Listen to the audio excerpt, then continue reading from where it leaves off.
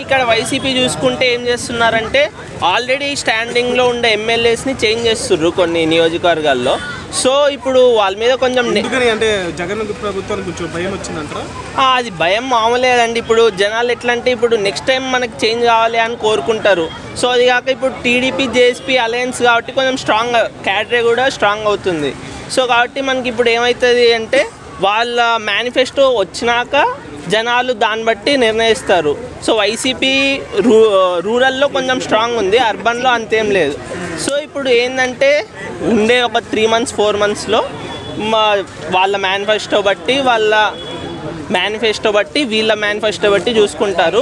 ఇక ఆల్రెడీ ఇప్పుడు ఎమ్మెల్యేస్ మీద స్టాండ్ ఇన్ ఎమ్మెల్యేస్ మీద కొంచెం నెగిటివిటీ ఉంటుంది కాబట్టి జగన్ ఏం చేస్తుండంటే కొంచెం తెలివిగా ఆలోచించి వాళ్ళని చేంజ్ చేస్తుండు.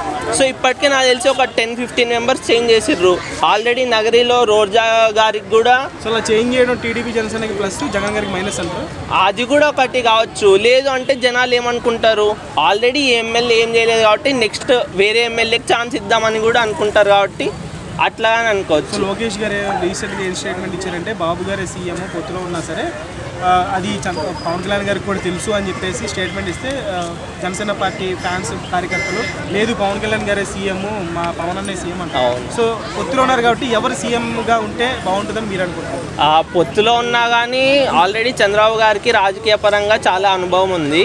అది కాక వినిపిస్తున్న వార్తలు బట్టి ఏంటంటే 28 స్థానాలు మాత్రమే జేఎస్పీకి ఇస్తారు అంటున్నారు. సో 28 స్థానాలు ప్లస్ మిగతాది ఎంత ఉంటుంది టీడీపీఏ ఉంటుంది క్యాడరే. సో కాబట్టి మనం ఎంత చూసుకున్నా పవన్ కళ్యాణ్ గారు ఫస్ట్ టైం ఎమ్మెల్యే అవుతారు కాబట్టి రాజకీయ పరంగా అనుభవం లేదు. సో కాబట్టి చంద్రబాబు నాయుడు గారినే చేస్తారు. కావాలంటే పవన్ కళ్యాణ్ గారికి ఒక మినిస్ట్రీ ఇవ్వచ్చు అని నేను అనుకుంటున్నాను. ఏ మినిస్ట్రీ ఇస్తే బాగుంటుంది అనుకున్నా? డిప్యూటీయా, హోంశాఖనా, ఏమి ఇస్తే? హోంశాఖ ఇస్తారు అని నేను అనుకుంటున్నాను.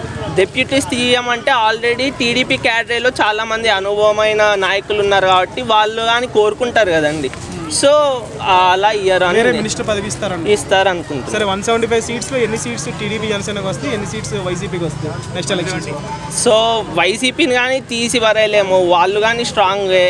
సో అట్లని జేఎస్పీ టీడీపీ ఇప్పుడు మార్పు కోరుకుంటున్నారు.